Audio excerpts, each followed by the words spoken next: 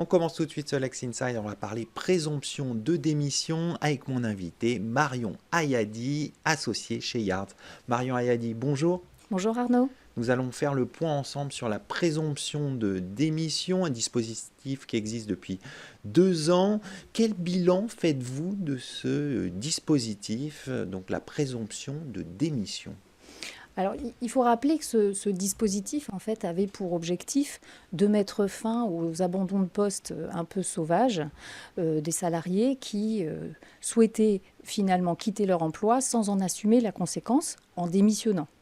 Et finalement, il y avait une sorte d'injustice entre les salariés, puisque les salariés qui abandonnaient leur poste, finalement, se voyaient licenciés pour faute grave par l'employeur qui, après les avoir mis en demeure de reprendre leur poste, ne pouvait guère faire autre chose que de les licencier pour faute grave.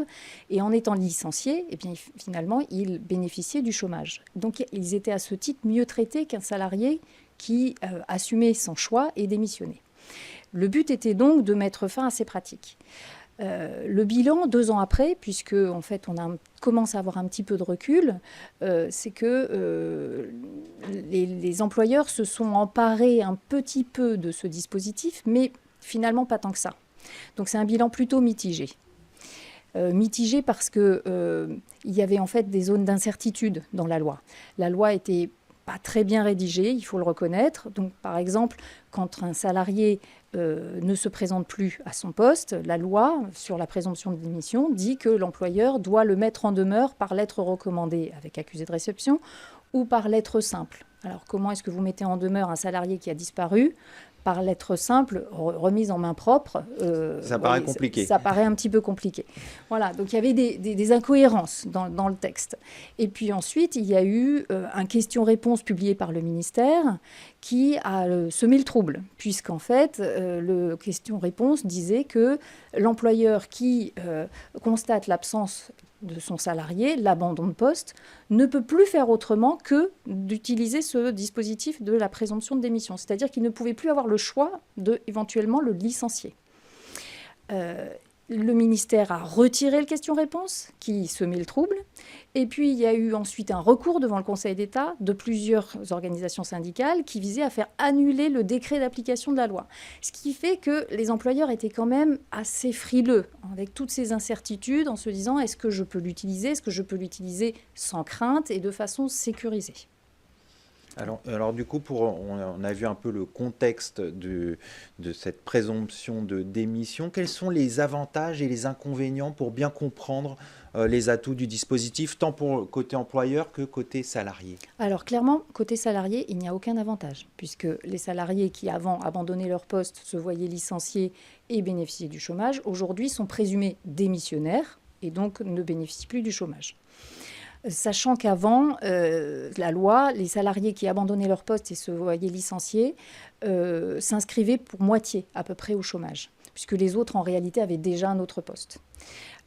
Pour l'employeur, il y a un vrai avantage, c'est que finalement, il peut enfin régler des situations évidentes, c'est-à-dire le salarié qui ne se présente plus, qui ne donne plus signe de vie, qui ne répond pas aux mises en demeure, et pour lequel, devrais dire, il n'y avait pas finalement de situation litigieuse ou contentieuse. Un salarié qui conteste une affectation, qui conteste l'attribution d'une tâche, qui se dit harcelé par son supérieur hiérarchique et qui cesserait de venir, ou un salarié qui auparavant était malade et puis qui, à l'issue d'un arrêt maladie, ne revient pas.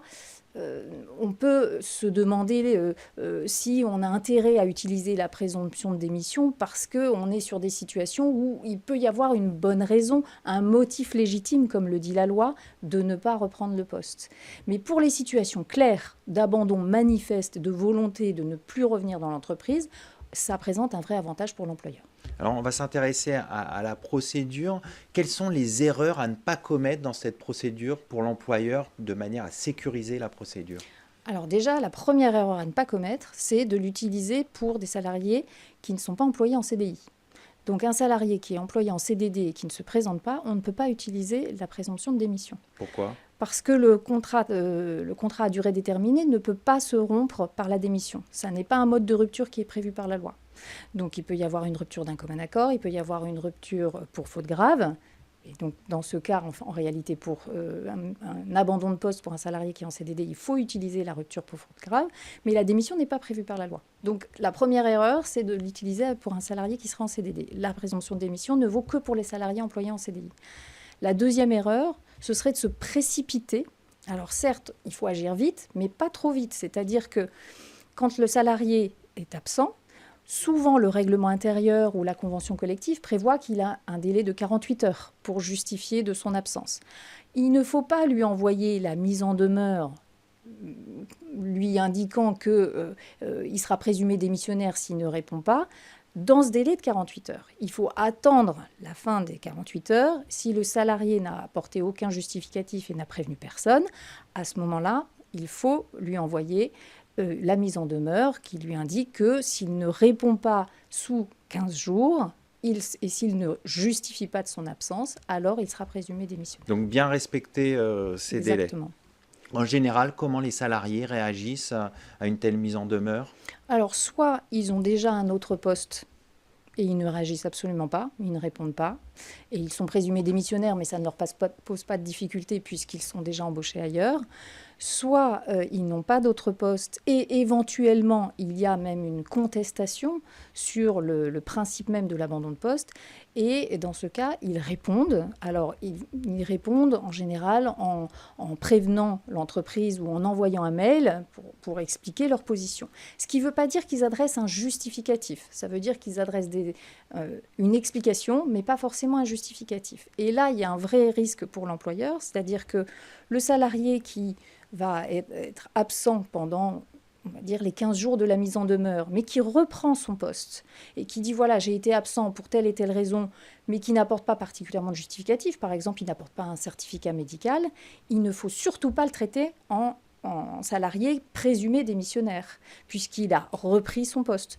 Il faut peut-être traiter l'absence comme une absence injustifiée. C'est encore autre chose, c'est différent et ça répond à un autre régime que la présomption de démission. Un salarié qui est en absence injustifiée, vous le sanctionnez, et vous le sanctionnez soit par un avertissement, soit par une sanction plus lourde, qui peut être un licenciement, mais certainement pas en le présumant démissionnaire. Donc attention, soyez vigilants, employeurs, quand vous êtes face à de telles situations, à bien analyser justement la situation. Si on se place côté salarié, quel recours les salariés ont justement dans le cas où on dit que c'est une présomption de démission et lui, le salarié, il apporte des éléments pour dire que non, sans justement aller jusqu'à justifier la décision, mais expliquer son absence. Alors, s'il le fait dans le délai de 15 jours qui lui est imparti pour répondre à la mise en demeure, bien, en principe, l'employeur doit en tenir compte, et on le verra avec les quelques décisions de jurisprudence, que l'employeur a tout intérêt à prendre en compte les motifs qui sont invoqués pendant ce délai de 15 jours. S'il le fait après le délai de 15 jours, le contrat sera rompu, et son recours, ce sera de saisir le conseil de prud'homme. C'est une procédure accélérée, c'est-à-dire qu'on ne passe pas par la phase préalable de conciliation, on va directement devant le bureau de jugement. Théoriquement, le Code du travail dit dans un délai d'1 mois, mais très honnêtement, compte tenu de l'engorgement des conseils de prud'homme, on est plutôt sur 4-5 mois.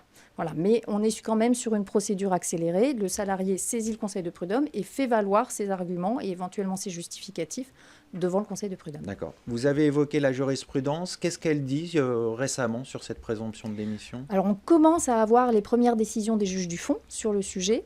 On a d'abord eu une décision importante du Conseil d'État en décembre 2024 qui a rejeté les recours qui visaient à faire annuler le décret, donc annuler tout le dispositif de présomption de démission. Donc là, on sait que le dispositif est bien en vigueur, il est confirmé et donc les employeurs peuvent l'utiliser.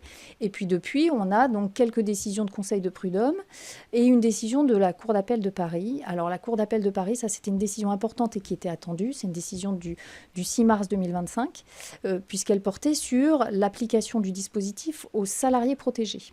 Puisque comme vous le savez, les élus du CSE, les délégués syndicaux, lorsque leur contrat est rompu à l'initiative de l'employeur, eh bien, l'autorisation de l'inspecteur du travail est nécessaire. L'employeur ne peut pas rompre seul le contrat d'un salarié protégé. Et rapidement, la décision, qu'est-ce qu'elle dit? La décision nous dit que, dans le cas d'une présomption de démission d'un salarié protégé, il faut néanmoins solliciter l'autorisation de l'inspecteur du travail.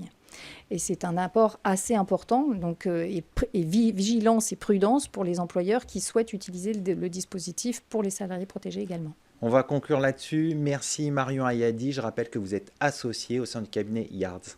Merci à vous. Tout de suite, l'émission continue. On va parler des rencontres territoriales de droit public.